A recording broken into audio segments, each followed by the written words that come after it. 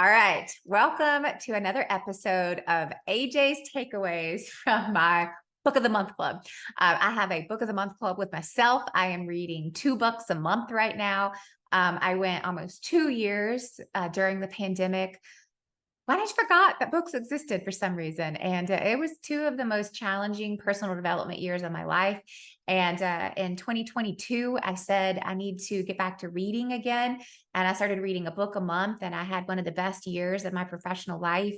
And spiritual life and personal life. And then in this year, 2023, I upped my game and I was like, anything that's a distraction from me learning and growing, I'm gonna nix it, and I'm going to read 2 books a month. So I'm sharing some of those books with you with my AJ's Takeaways, AKA it's my version of Cliff Notes. But the book we're going to talk about today is by Dan Martell, and it's called Buy Back Your Time.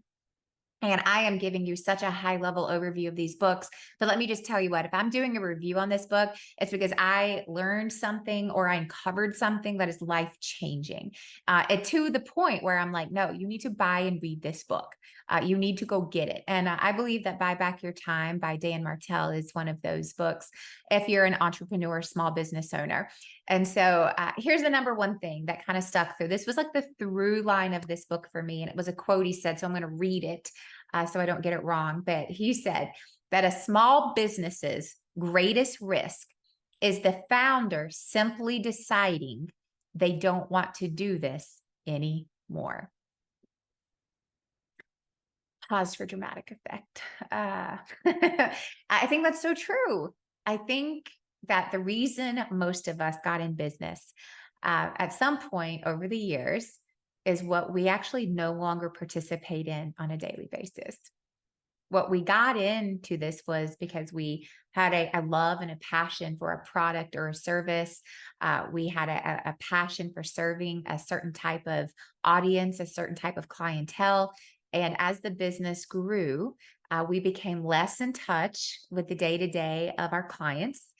We became less in touch with sales calls and prospecting and client business development, client interaction, probably even with fine tuning the products and the services, because we've hired for that. And what we find ourselves doing today are things that we did not get in business for, like handling financial information, running payroll or commissions, or handling customer service concerns that other people can't figure out, or taxes. Oh, taxes, right? But we're doing things that, one, we don't want to do, and two, maybe we're not even really good at doing. And so we spend all of our time doing things that we don't like and we're not particularly good at. And we look up one day and we go, this isn't fun anymore. I don't enjoy this anymore. I'm burnt out. Right? Going to work is a stress for me. It's not a passion. There's no joy. It's just work. We didn't start businesses for that. We started businesses because we believed in something and we believed in its ability to create a time in our schedule that allowed us to be with our families. And all of a sudden now we're a slave to the business. It's because we're doing a whole bunch of stuff that we're not really good at. So it takes 3, 4, 5 times longer to do it. We're also doing a whole bunch of stuff that we don't really enjoy. So we procrastinate on doing it. So it takes 3, 4, 5 times longer to do it. And all of a sudden you don't want to do it anymore. And that's your fault. And that's the part that hit me. It's like, man, if I'm not doing things that I love in the business, that's my choice. And it's my choice to fix it. Right. So reading through this book, I started doing a few of the exercises that Dan gives in the book. And I literally just made a long list of what are the tasks, what are the jobs at Brain Builders Group that I love doing? And how many of those am I doing? And then I made a task of all the things I do not enjoy. And I said, how many of those things can I reassign to someone else this week? Right. And that's like, I'm looking at my list right now and it's scrolling. It's long. right? There's a long list of things that I don't enjoy doing that are life taking. And that also they're not particularly easy for me to do because I don't know how to do them. They're new things for me, things I've never done before, things that other people are skilled at doing, love doing, are the things that I'm making myself do at a mediocre level while I'm not doing the things that I am naturally gifted at, naturally passionate about, and that I'm good at, that I'm successful at. And I've hired other people to do that stuff. Why? Because I took on the crap work that nobody else wanted to do, that I didn't hire for, and gave them all the fun stuff they wanted to do. And I'm left with all the crap work. What a bunch of crap is that? Right?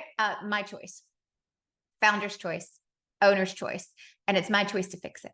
If I want to buy back my time, then I got to go and hire for the things that I'm not good at and the things I don't enjoy doing. And I'm going to reserve the things that I am good at and that I do enjoy doing for me. Because you know what? We've all heard that saying, happy wife, happy life. I don't necessarily agree that's true.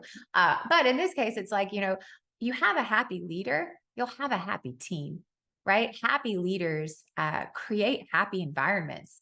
Happy businesses create happy employees, and happy employees create happy customers. But if people are stressed and overwhelmed and overworked and doing stuff they don't like, guess what? We feel it. As a consumer, I know what it's like to buy from someone that is like, you do not want to talk to me. I know what it's like to be in a doctor's office where it's like they don't want to be there. So I feel unwanted. Don't do that to your customers. And one of the best things that you can do is figure out, how do you create an environment of you loving what you do so much that it naturally starts to filter down, because you have hired people who love and who are good at doing the stuff that you're not. Right? I'm not saying make your employees do the crap you don't want to do and they don't want to do it either. It's like, no, the stuff that you don't like doing, there is someone out there who loves doing it. And guess what? They do it way better than you do.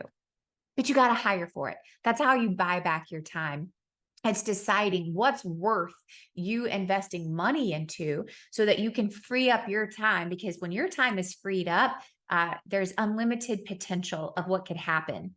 Right. But if you have so many constraints that you can't even think, like if your calendar is back to back and you don't even have a moment to pause, then there is no creativity. There is no innovation. There is no space for the unexpected to happen. You've got to give yourself margin and space for the unexpected, good and bad, but also for that creativity and innovation and just strategic thinking time. That's required of the owner. And most of the entrepreneurs and owners I know today, they're so bogged down with work. They're getting up at 5 a.m., they're working at 8 p.m. And all of a sudden, you are a slave to your business and you are not enjoying life.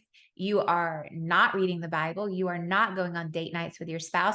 You are not making it to the soccer game you promised your kids.